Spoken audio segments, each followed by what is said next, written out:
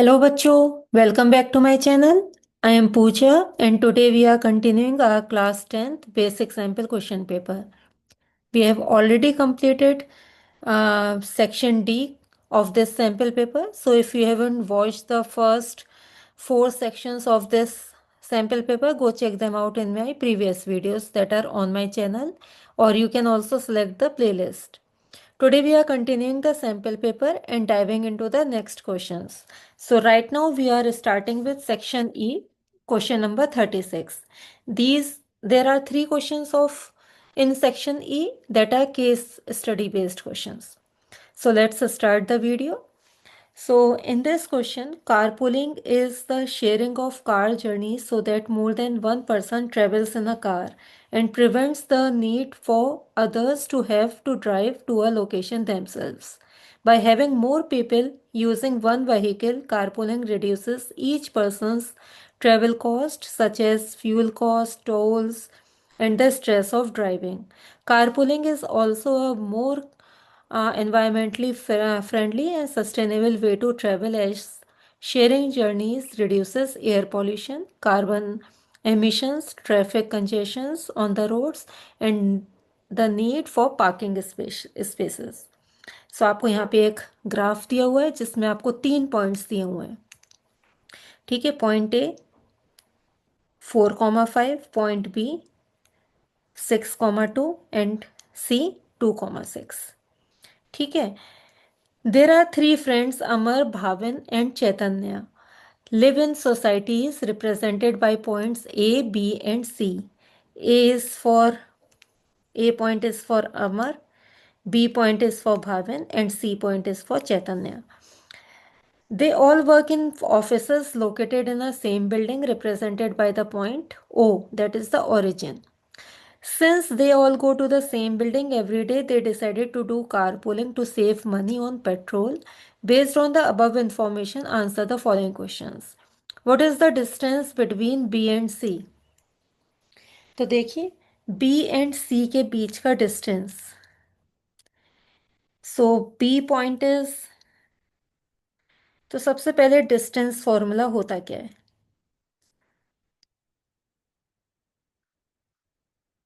Is under root of x2 minus x1 का whole square plus y2 minus y1 का whole square. ठीक है. Point B and सी, देखिए हमें कहाँ कहाँ का डिस्टेंस पता करना है between B and C. B point is 6,2 and C point is 2,6. This is x1 y1 x2 y2. तो ये पॉइंट्स हम इस फॉर्मूले में रखेंगे तो देखिए हमारे पास कितना आ जाएगा. x2 minus x1 that is 2 minus 6 का whole square plus y2 minus y1 that is 6 minus 2 का होल स्क्वायर.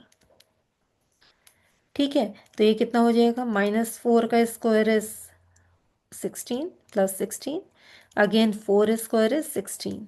तो ये हो जाएगा √32 और we can write it as 4√2 units. ठीक है, तो ये फर्स्ट पार्ट का आंसर आ चुका है हमारे पास. डिस्टेंस निकालना था बिटवीन बी एंड सी, तो फर्स्ट हो गया. Second, if Bhavin and Chaitanya plan to meet at a club is situated at the midpoint of the line joining the points B and C. Find the coordinates of this point. तो देखिए Bhavin and Chaitanya decide करते हैं कि बीच में किसी mid point पे वो meet करेंगे. इट मीन्स हमें इसमें क्या निकालना है, लाइन बी सी का मिड पॉइंट निकालना है. तो चलिए निकालते हैं. Line B C, B is this and C is this. ठीक है, बी के कोऑर्डिनेट्स हैं 6,2 एंड सी के हैं 2,6. इसका मिड पॉइंट निकालना है, लेट इट बी एम. तो मिड पॉइंट का फॉर्मूला क्या होता है वैसे, x1 प्लस x2 का x1 plus x2 by 2 comma y1 plus y2 by 2.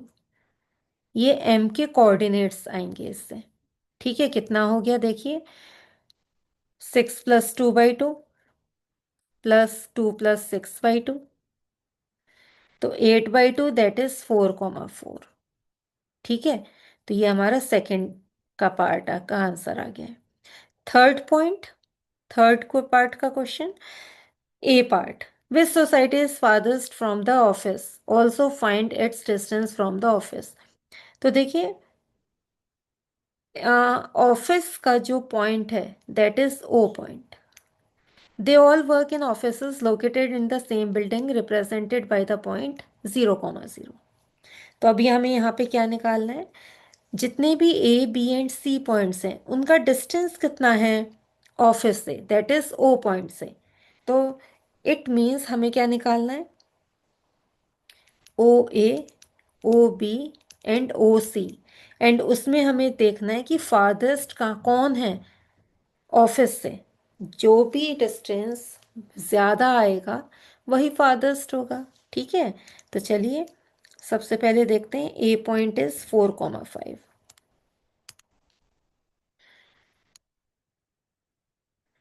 So A point is 4,5, O point is 0,0। तो हम निकाल रहे हैं सबसे पहले ओ ए। तो 4 - 0 का स्क्वायर दैट इज 16, 5 - 0 का स्क्वायर दैट इज 25। तो ये आ गया हमारे पास 41 √41 यूनिट्स। ठीक है, ऐसे ही ओ बी निकालेंगे, B is 6,2 and O is 0,0। तो ओ बी आ गया हमारे पास 36 + 4। देखिए कैसे, 6 - 2 का होल स्क्वायर +2 - 0 का होल स्क्वायर, सॉरी 6 - 0 का होल, 6 का स्क्वायर इज 36, 2 का स्क्वायर इज 4। तो ये हो गया √40 यूनिट्स। ऐसी ओ सी का distance, C point is 2,6 and O is 0,0। तो इसका अंडर रूट भी सेम आ गया, 2 - 0 इज 4, 6 - 0 का whole square is 36, that is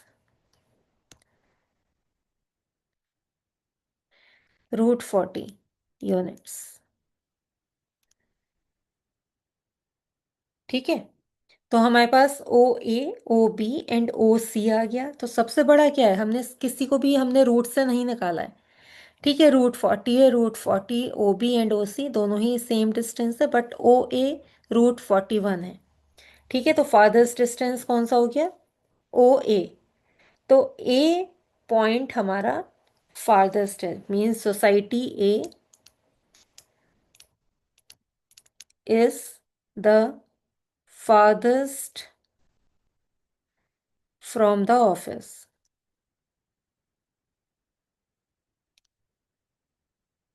ठीक है, थर्ड पॉइंट का ए पार्ट हो गया। अब बी पार्ट ये और है, out of B and C which society is nearer to A, also find their distances. अब ए के पास में कौन सी सोसाइटी, बी है या सी है, तो हम अब क्या निकालेंगे, A B distance and A C distance. ठीक है, तो सबसे पहले ए बी डिस्टेंस निकालते हैं। तो पॉइंट यहाँ पे लिख लेते हैं, ए बी एंड सी। तो A is 4,5, B is 6,2 and C is 2,6।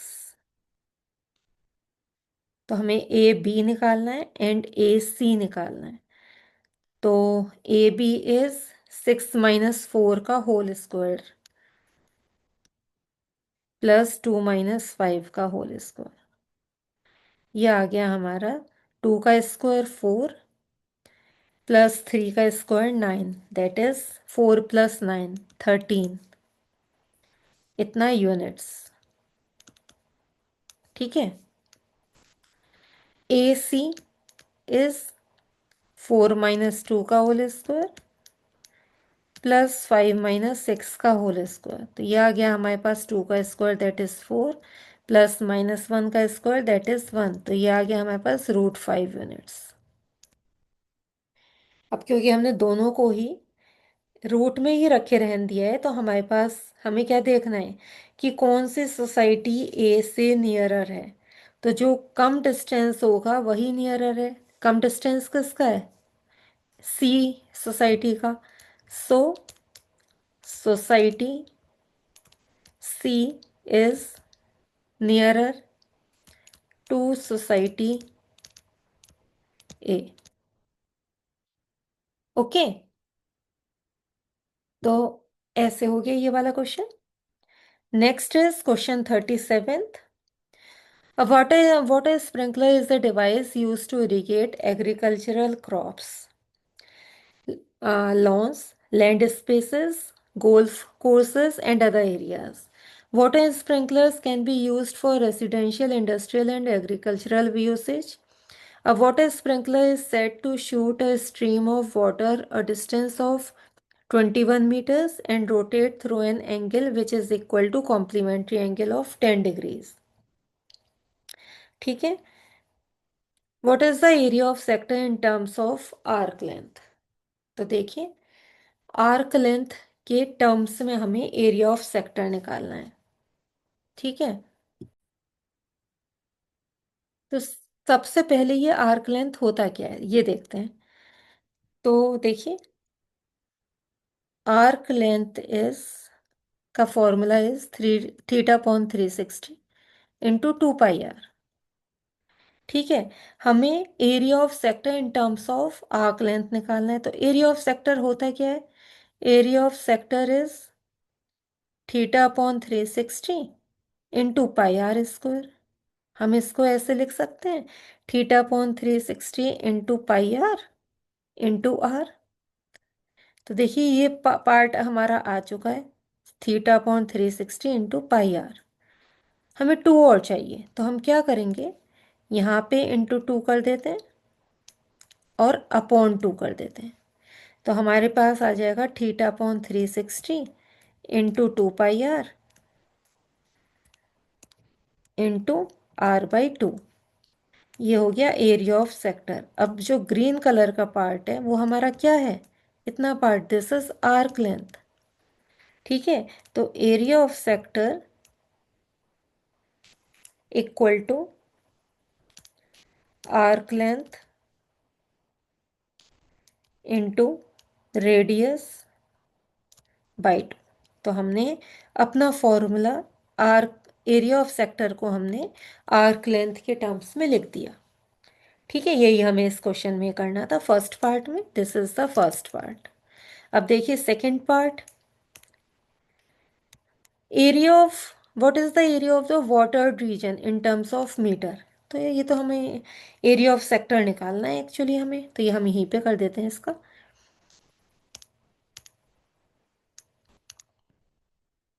तो एरिया ऑफ सेक्टर हमें पता है इज θ/360 इंटू πr²। ठीक है, अब एरिया θ/360 इज थीटा इज, देखें थीटा कितना है हमारे पास, theta is complementary angle of 10 degrees. तो कॉम्प्लीमेंट्री क्या होता है? x +10 इक्वल टू 90, मीन्स ऐसे दो एंगल्स जिनका सम 90 डिग्री हो। और जो एंगल थीटा दे रखा है वो दे रखा है complementary angle of 90। It means x जो है वो कितना हो गया, 90 - 10 दैट इज 80 डिग्रीज। तो यहाँ पे थीटा हमें क्या दे रखा है, 80 डिग्रीज दे रखा है। तो 80/360 into pi is 22/7 into r is 21। देखिए यहाँ पे दे रखा है रेडियस, डिस्टेंस कहाँ तक स्ट्रीम जा रही है यहाँ से यहाँ तक, दिस इज 21। ठीक है, तो यही रेडियस है, तो 21 का स्क्वायर। ठीक है, तो ये कितना हो जाएगा देखिए, 0 से 0 कट, 8 4 2 जा 8, 4 9 जा, एंड 2 आ गया, 2 × 22/9/7 × 21 × 21। ठीक है, तो ये हो गया 7×3 = 21। तो हमारे पास आ गया अभी 44×63/9।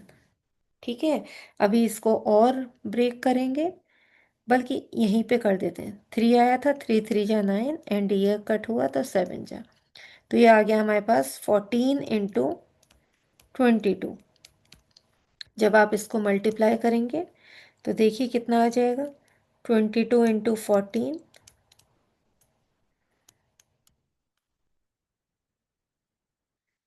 तो ये आ गया हमारे पास 308 मीटर स्क्वायर। तो ये हमारा सेकंड पार्ट हो चुका है। ठीक है, अब थर्ड का A part. If the radius changes to 28 meter, find the angle theta so that the area of the watered region remains the same. अब वाटर्ड रीजन का जो एरिया है वो सेम है, लेकिन थीटा रेडियस चेंज हो गया, तो उसके लिए थीटा निकालना है। तो ये एक्चुअल में ये कह रहे हैं, थर्ड का ए पार्ट करते हैं कि जो एरिया है वो तो सेम रहा है। एरिया हमने अभी निकाला कितना, ये रहा एरिया 308, तो ये तो 308 ही है, इक्वल टू, अब हमें थीटा निकालना है, जबकि जो रेडियस है वो 28 का 28 हो गया है। ठीक है, तो 308 = θ/360 × 22/7 × 28 × 28। ओके, तो 7×4 = 4 9 × 36 एंड 2 से कट करते हैं, 11 ये 45। अब दूसरी तरफ ले जाते हैं, थीटा निकालते हैं, 308 × 45, सॉरी 45/11 × 28। तो ये 7 से कट हो जाएगा, 7×4 = 28, 7×4 = 11 एंड 4 से ये 4, तो एंगल आ गया हमारा 45 डिग्रीज। ठीक है, तो ये हमारा ए पार्ट हो गया है। अब B part, if the radius is increased from 21 to 28 centimeter and the angle remains the same, what is the increase in the area of water? Increase in area means पहले क्या एरिया था और बाद का एरिया, उन दोनों को subtract करना है, जबकि एंगल अब सेम है। तो इसके लिए देखिए क्या करते हैं, increase in area will be θ/360, theta तो सेम है, इंटू πr²। आर अब हमारा 28 हो गया, पहले 21 था। ओके, तो 28 का स्क्वायर माइनस 21 का स्क्वायर, तो ये वैल्यू हमें निकालनी है एक्चुअली। ओके, तो कट करते हैं, 4×2 = 4 9, तो 2/9 × 22/7, ये हो गया हमारा। a² - b² लगा देते हैं, 28 - 21 that is 7 into 28 + 21 that is 49। तो 7 से 7 कट हो गया, तो जब हम इसको मल्टीप्लाई करेंगे तो ये आ जाएगा 239.56 मीटर स्क्वायर। ओके, चलिए नेक्स्ट क्वेश्चन करते हैं। So question number 38। So one of four main blood types can be found in a human body. They are known as A, B, AB, and O. Each blood type can be further classified as either a rhesus positive or rhesus negative. For example, a possible combination is blood type O and rhesus negative, which is written as O. The data given shows the distribution of the blood types and rhesus types of given blood type for a blood donation center recorded for the year 2023. सो आपको ये एक table दी हुई है जिसमें blood group दे रखे हैं O, A, B and A B. Rhesus factor दे रखे हैं, ओ के ओ नेगेटिव ओ पॉजिटिव, ऐसे ही ए के, बी के एंड ए बी के। और नंबर ऑफ पर्सन्स दे रखे हैं परसेंटेज में कि कितने पर्सन का ब्लड ओ नेगेटिव है, वो एक्स है, ओ पॉजिटिव 30 है। ऐसे ऐसे आपको सारे परसेंटेज में बताए हुए हैं। ठीक है, तो हमें क्या करना है, सबसे पहले हमें फाइंड करनी है वैल्यू ऑफ एक्स। तो एक्स कहाँ पे, देखिए नंबर ऑफ पर्सन्स में ये एक्स है, तो एक्स पता करना है। अगर आप इन सबको ऐड कर दें, इन सबको, और इक्वल टू 100 कर दें। 100 क्यों, क्योंकि ये इन परसेंटेज दे रखा है। तो आपको, आपके पास क्या आ जाएगा, एक्स की वैल्यू आ जाएगी। चलिए करते हैं। तो फर्स्ट पार्ट के लिए 100 equal to x plus 30 plus 8 plus 24, add यहीं पे कर लेते हैं। ठीक है, 30, 40, 50, 60, 60, 70, 80, 90, 90 हो गई ये। ठीक है, तो हमारे पास कितना हो गया, x प्लस 90। तो यहाँ से जो x की वैल्यू आ गई वो 10 आ गई, 10%। ठीक है, क्योंकि पूरा परसेंटेज में। Find the probability that a randomly selected person has a Rhesus negative blood type. अब देखिए, Rhesus negative blood type, negative blood type का क्या मतलब है, मीन्स ओ नेगेटिव हो, ए नेगेटिव हो, बी नेगेटिव या ए बी नेगेटिव। तो इन सबको हम क्या करेंगे, ऐड करेंगे और डिवाइडेड बाय 100 कर देंगे। तो ओ नेगेटिव हमारा एक्स है, एक्स की वैल्यू 10 आई है। तो 10 प्लस 8 प्लस 6 प्लस 1। ठीक है, 10 plus 8 plus 6 plus 1 whole upon 100। तो ये हमारी प्रोबेबिलिटी है, किसकी, रीसस नेगेटिव ब्लड टाइप की। आप यहाँ पे लिख सकते हैं Rhesus negative blood type. Okay, तो ये कितना हो जाएगा, 10, 20, 25 अपॉन 100 और 1/4। तो ये हमारी इसकी प्रोबेबिलिटी आ गई है। ठीक है, अब थर्ड का A part, what is the probability that the person selected from the record is rhesus positive but neither blood type A nor blood type B. देखिए, रीसस पॉजिटिव हो, अब देखिए रीसस पॉजिटिव कौन कौन से हैं, ये वाला है, सारे पॉजिटिव हैं। लेकिन ए और बी नहीं होनी चाहिए, ए और बी नहीं होनी चाहिए मीन्स ना तो ये वाला पार्ट लेना है ना ये लेना है। तो हमें कौन सी वैल्यू लेनी है, O positive that is 30 and and A B positive that is 3।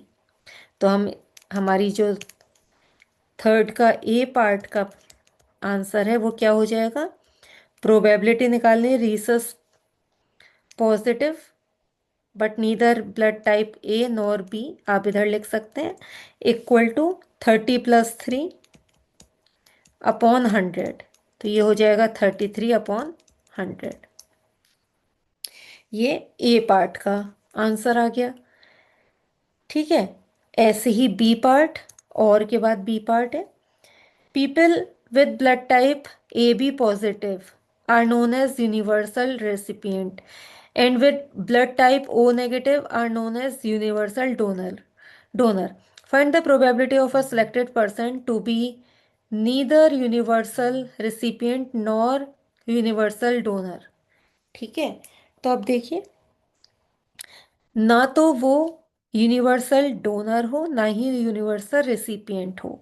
It means ना तो ए बी पॉजिटिव ना ही ओ नेगेटिव, ना तो ए पॉजिटिव ए बी पॉजिटिव, तो हमें एक तो ये नहीं चाहिए, ना ही ओ नेगेटिव। ये दोनों के अलावा जितना भी होगा वो क्या होगा, वो हमारा आंसर, उसकी हमें प्रोबेबिलिटी निकालनी है एक्चुअली। तो देखिए, x तो 10 है और ये 3 है और टोटल कितना है, ये 100 है। तो बाकी का बचा हुआ कितना पार्ट हुआ, 100 - 13 इज 87। तो हमारी जो प्रोबेबिलिटी आ गई, प्रोबेबिलिटी कि selected person to be neither universal recipient nor universal donor is 87/100। ठीक है, तो ये हमारा आंसर आ चुका है। So that's all for today, and that's the wrap for today's video. If this helped you understand better, don't forget to like, share and subscribe my channel. Okay, and यहाँ पे सैम्पल क्वेश्चन पेपर बेसिक पूरा हमने complete किया है। Next जो हम video लेके आएंगे वो आएगी स्टैंडर्ड सैम्पल क्वेश्चन पेपर की। Okay, so drop a comment below telling me which topic you want next, and I will see you in the next video. Until then, keep learning, keep practicing. Thank you.